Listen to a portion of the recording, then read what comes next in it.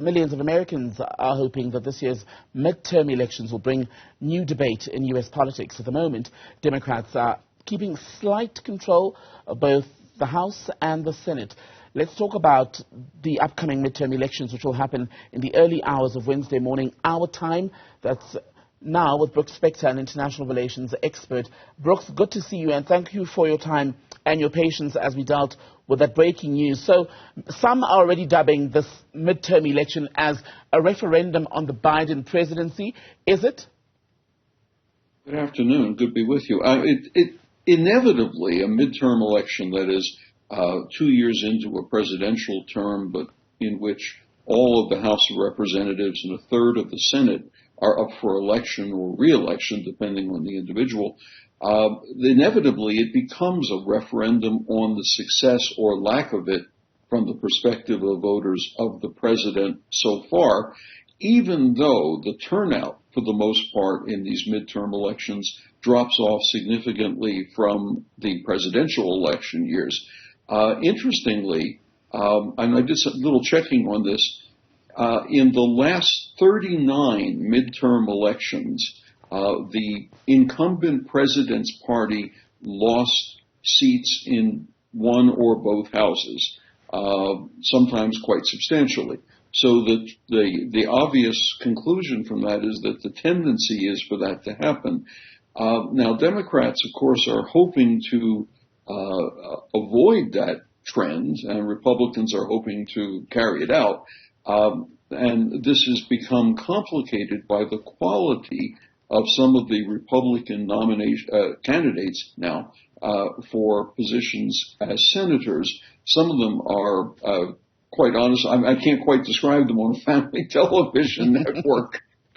Some of them are just like that. And a fair number of the candidates among Republicans for the House of Representatives are in what we are now calling deniers. That is, people who refuse to accept the fact that Joe Biden won the presidency 2 years ago, that there was somehow rampant cheating or skullduggery or who knows what afoot, in spite of the fact that there's never been any proof of it. And there have been over 60 cases in various courts, all of which have been thrown out. But why then, Brooks, why then is that message still resonating so much? It's resonating, I think, in part because there's this serious divide in the country in terms of how people think of their government.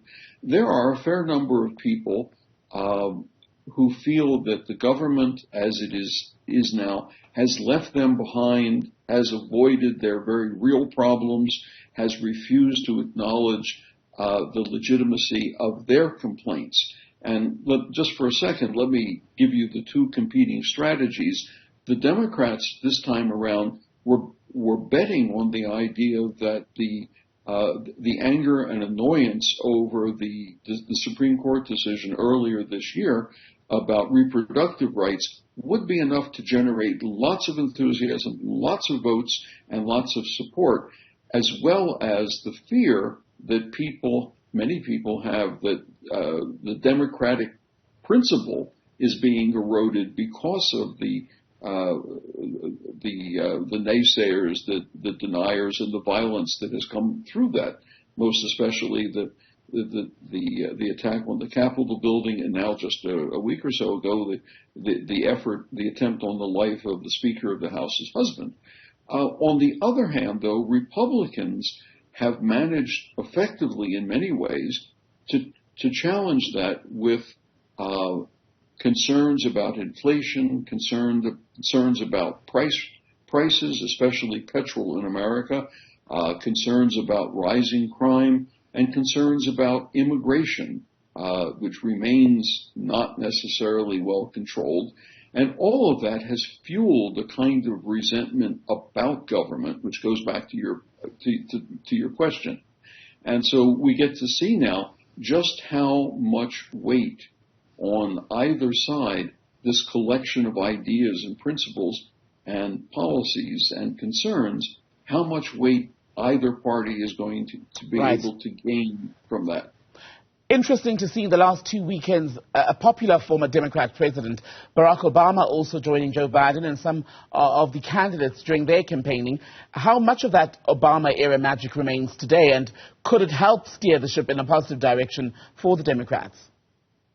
Well, there was a moment where Joe Biden, the president, Barack Obama, former president, Donald Trump, former president, were all in the state of Pennsylvania together. Not necessarily at the same place, but they were all there because Pennsylvania's senatorial election is deemed one of the most crucial in determining whether or not the Senate will remain just by the thinnest of circumstances still controlled by Democrats, or whether it will slip over and become Republican, because the senator who has resigned or refused to decided not to run again was a Republican, and so Democrats thought this was a good chance to pick up a seat. Now, Barack Obama certainly has a certain degree of magic, but he's no longer in office, and things like that begin to fade. Donald Trump has a magic too, of a different kind and texture, obviously, but he's not in office either, and perhaps that has faded just a bit.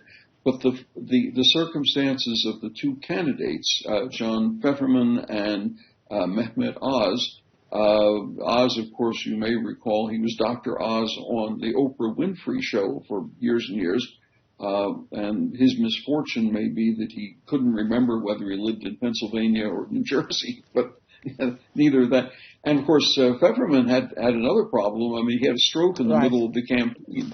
So it's jumbled that whole election in Pennsylvania rather dramatically, looking larger than the Senate races in New Hampshire, in Pennsylvania, in Ohio, in Georgia, in Arizona, and in Nevada.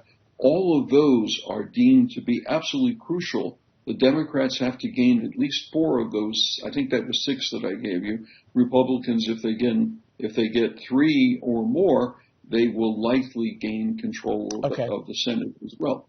Brooks Spector, let's hope we can speak to you tomorrow, or while vote counting in these midterm elections in the U.S. continues. For now, though, thank you very much for your time, sir.